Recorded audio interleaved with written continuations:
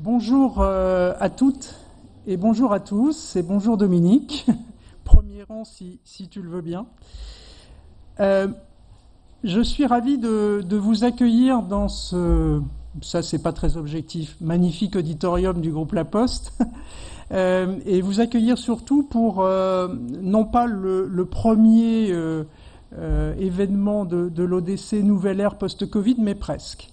Et donc on se retrouve en vrai aujourd'hui et nombreux, ce qui fut assez rare quand même depuis ces 2 dernières années. Bon, je ne vous apprends rien en vous disant que nous vivons actuellement et depuis quelque temps, et ça va durer encore, puisque nous sommes dans une époque de transition importante de société, une transformation profonde de notre environnement économique, social, sociétal, etc. Et ça bouleverse effectivement les entreprises, et ça bouleverse aussi les êtres humains qui la composent. Le monde du travail est évidemment totalement percuté par ces changements, et donc la fonction RH dans tout ça, ça va être le thème d'aujourd'hui, et avec une question peut-être un petit peu provocatrice que nous posons aujourd'hui: est-ce le temps de la métamorphose de la fonction RH? Alors nous verrons si nous y répondons. En tous les cas, nous espérons donner un certain nombre de pistes de réflexion et d'approfondissement. Donc, est-ce que la fonction RH est un simple business partner ou l'élément central de l'élaboration de la stratégie d'entreprise? C'est une question.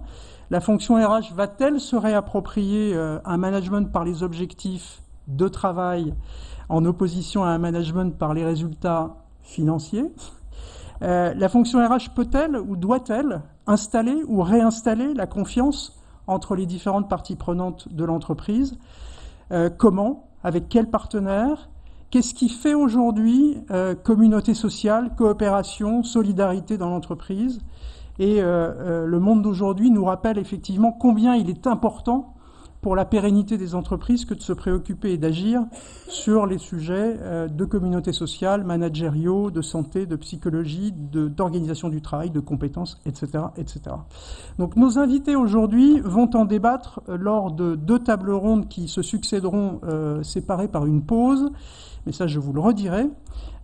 Et pour l'instant, je vais céder la parole à Pascal Huguetto, qui est sociologue du travail et des organisations, qui est professeur à l'université Gustave Eiffel, qui est également chercheur au LATS, le laboratoire technique territoire et société, et bien sûr vice-président de l'ODC, et qui va nous remettre, comme d'habitude, tout cela en perspective. J'en profite d'ailleurs, même si je n'ai aucune action chez l'éditeur de Pascal, et je ne touche aucun droit d'auteur, j'en profite pour rappeler le très intéressant ouvrage de Pascal, qui résonne d'ailleurs avec nos travaux du jour, qui s'appelle, tu me corriges si je me trompe, « Organiser l'autonomie au travail ». Travail collaboratif, entreprise libérée, mode agile, l'activité à l'ère de l'auto-organisation, donc aux éditions FIP. C'est à toi, Pascal.